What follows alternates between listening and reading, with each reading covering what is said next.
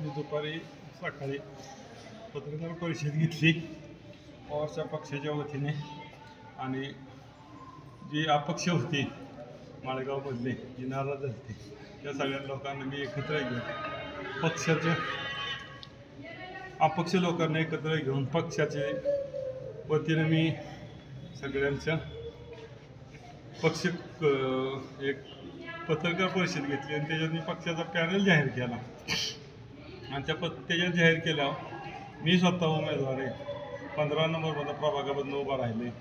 माझा भाऊ सरपंच होता त्या प्रभागातून निवडून आला होता चुलता आलता आणि ही पाठीमागं बी असंच माझ्यावरती हल्ला झालता पाळत ठेवून. त्यावेळेस बी तो जयदीप तावरेनेच माझ्याकडून हल्ला करून घेतला होता. का तर मी रविराज तावऱ्याबरोबर साहेब कायम असतो. त्याच्यानंतर दुसऱ्यांदा जे त्या रविराजवरती हल्ला झाला. आता हल्ला कोणी केला? हल्ला झाला मी माझा घरी निघालो होतो. पत्रकार तांबे होते ते दुसरे ते भारत तुपे होते त्यांच्याशी मी बोललो ग्रामपंचायत समोर आणि घरी निघालो एकटाच होतो. आणि शिवसेनेचे कार्यकर्ता आहे निकम तो बी आमच्याबरोबर पक्षाबरोबर मी त्याच्या तो दिसला मी गाडी वळून माघारी आलो.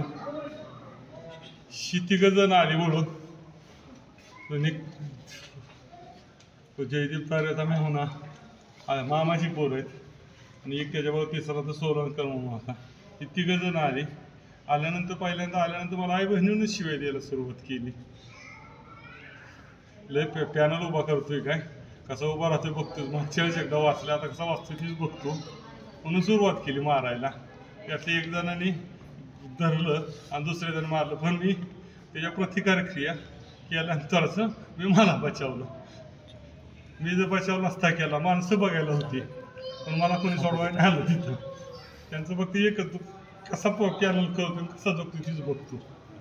तुम्हाला दोघांनाही सोडणार नाही तुला तर सोडणारच नाही आणि त्याला बी सोडणार नाही म्हणले. कशाने हल्ला केलाय तुमच्या? चाकू होतं त्यांच्या हातात काहीतरी. कुठं लागलंय तुम्हाला?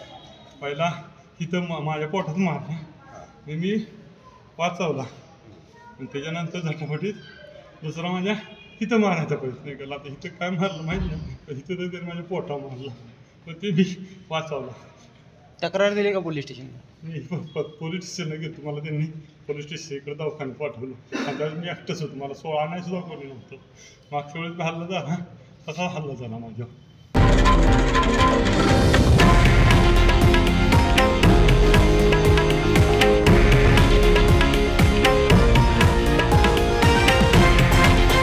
हे आहे देशातील नंबर 1 न्यूज नेटवर्क आणि आपण पाहत आहात TV9 मराठी, एकमेव.